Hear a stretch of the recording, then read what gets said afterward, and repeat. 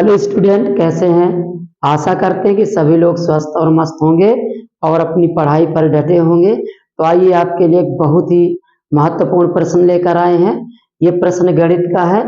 सिद्ध करो कि √2 + √3 एक अपरिमेय संख्या है। ये प्रश्न क्लास 10th में बोर्ड एग्जाम में पूछा जाता है और 4 नंबर पे पूछा जाता है। बहुत ही महत्वपूर्ण प्रश्न है। तो आइए इसको कैसे सिद्ध करते हैं कि यह अपरिमेय है। इससे पहले आपने प्रूफ किया था 2 + √3 या 3 + √5, इसको अपरिमेय संख्या आपने सिद्ध किया था। इसमें देखो क्या था, एक परिमेय भाग था, एक अपरिमेय भाग था, बीच में प्लस या माइनस होता, लेकिन इसमें दोनों भाग क्या है, अपरिमेय है। तो इसको हमें सिद्ध करना है। वैसे आप जानते हैं जब किसी अपरिमेय को अपरिमेय के साथ में जोड़ा जाता है या घटाया जाता है तो पूरा क्या हो जाता है, अपरिमेय होता है। लेकिन आपको इसे सिद्ध करना है, इसको आपको सिद्ध करना। तो आइए देखते हैं इसको कैसे सिद्ध करेंगे। तो हल करते हैं, बहुत इंपॉर्टेंट प्रश्न है ये भी। तो चलिए देखते हैं कैसे इसको आपको हल करना हम बताते हैं। सभी इस प्रकार के जो भी प्रश्न है सब में आपको वो अपरिमेय सिद्ध करने को कहता है कि सिद्ध कीजिए कि अपरिमेय है, और आप क्या मानकर चलेंगे, उसको परिमेय मानकर चलते हैं। जितने भी इस तरह के प्रश्न है उनमें सबको आपको यही मानकर चलना है कि माना √2 + √3 यानी जो भी दिया रहेगा उसको आपको परिमेय मानकर चलना। ओके, तो चलिए स्टार्ट करते हैं। इधर से कर रहे इधर।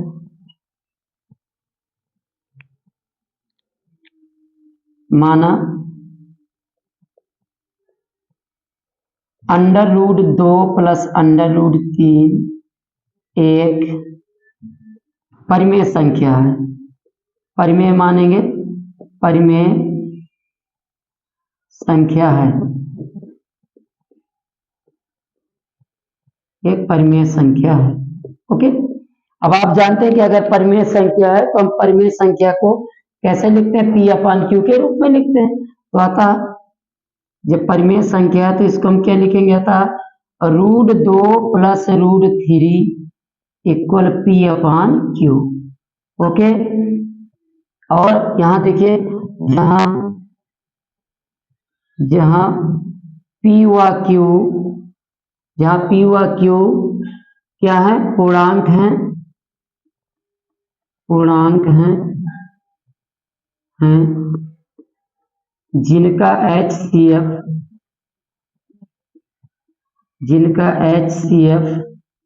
1 है तथा Q0 = 0 है। P व Q क्या होते हैं, इसमें पूर्णांक होते हैं। P व Q क्या पूर्णांक है और जिनका HCF 1 है।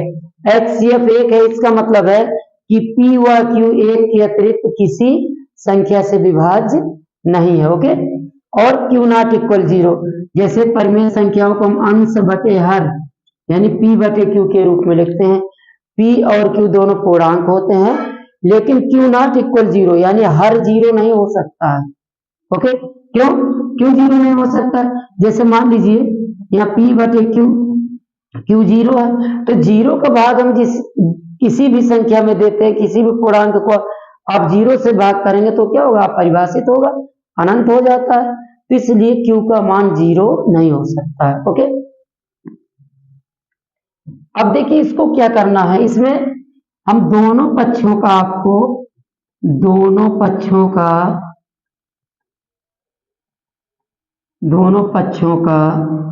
वर्ग करने पर दोनों पक्षों का वर्ग करने पर वर्ग करेंगे तो ये क्या आ जाएगा, √2 + √3 का होल स्क्वायर बराबर P²/Q²।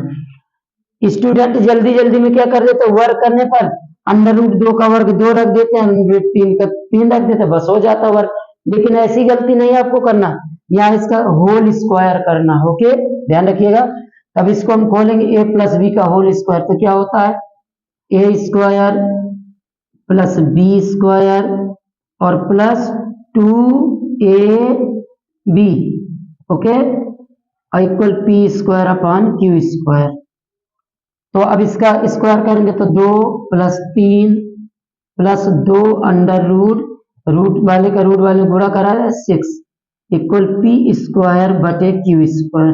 ओके, तो कितना हो गया 5 + 2 under root 6 equal p² / q²। यहाँ से 2 under root 6 equal p² / q² -5 ये आ जाएगा। तो यहाँ से 2 अंडर रूट 6 इक्वल, यहाँ q² का एलसीएम करा दीजिए तो p² - 5q² और बटे q² ये आ जाएगा।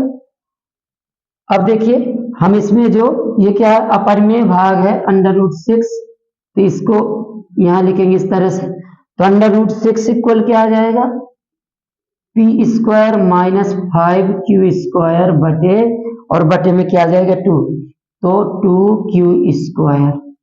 ओके, अब देखिए p/q क्या है, एक परिमेय संख्या है, तो p² बटे q² भी क्या होगा परिमेय होगा। जब p/q परिमेय है, परिमेय संख्या है, तो p² बटे q² भी एक परिमेय संख्या होगी। ओके, और अगर इस परिमेय संख्या में कोई संख्या घटा दें, कोई संख्या घटा दें या किसी संख्या से इस पे क्या कर दें हम भाग कर दें या गुणा कर दें, तो ये क्या रहेगी परिमेय रहेगी।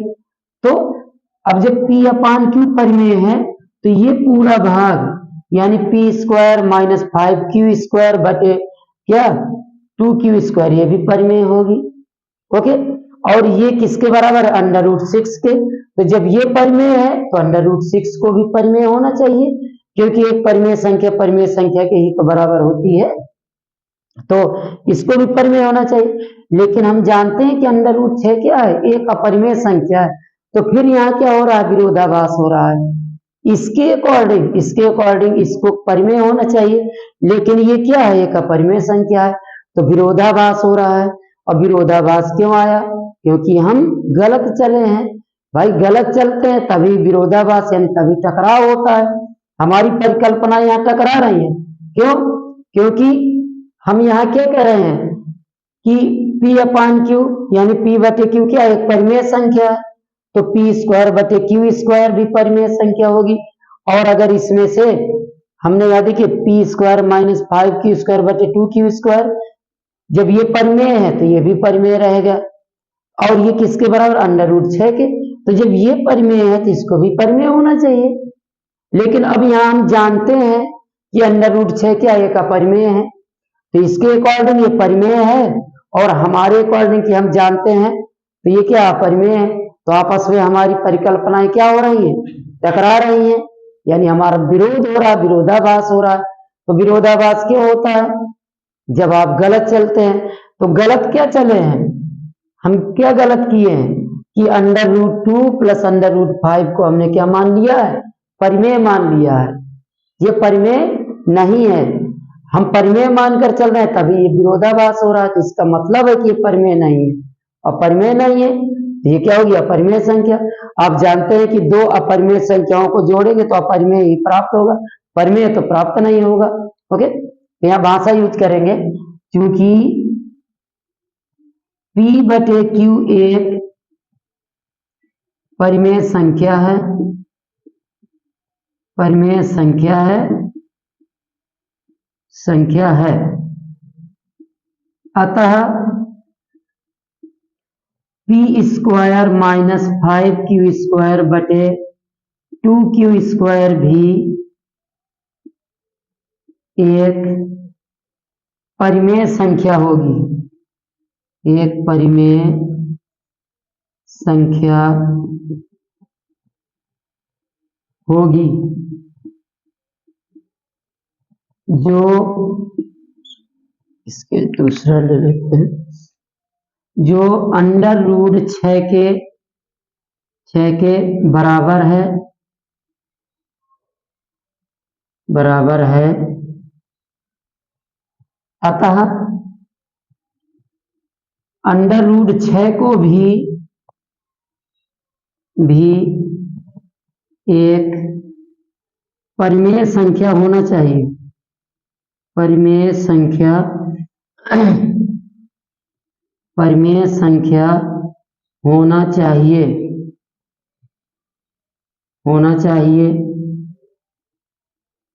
लेकिन हम जानते हैं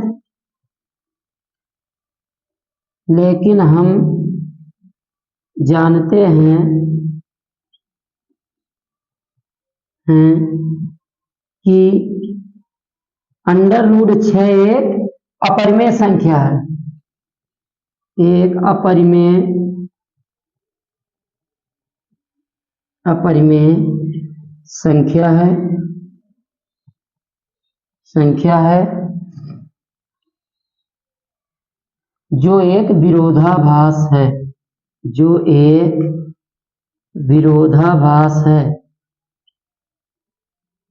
विरोधाभास है।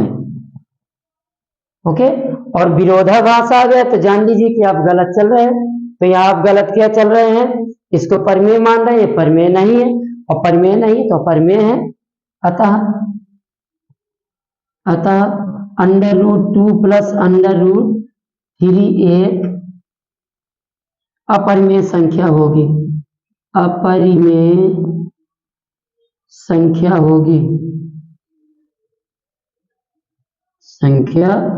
होगी, बस इस प्रकार आपको सिद्ध करना है। तो ऐसा प्रश्न यहाँ पर माइनस भी लगा सकता है, तो आपको सेम प्रोसेस करना है। ओके, तो उम्मीद करते हैं कि ये वीडियो आपको पसंद आया होगा। अगर वीडियो पसंद आया हो तो प्लीज इसको लाइक और शेयर ना करें, और अगर आज अभी तक आपने मेरे चैनल को सब्सक्राइब नहीं किया तो प्लीज इसको सब्सक्राइब कर लीजिएगा। धन्यवाद।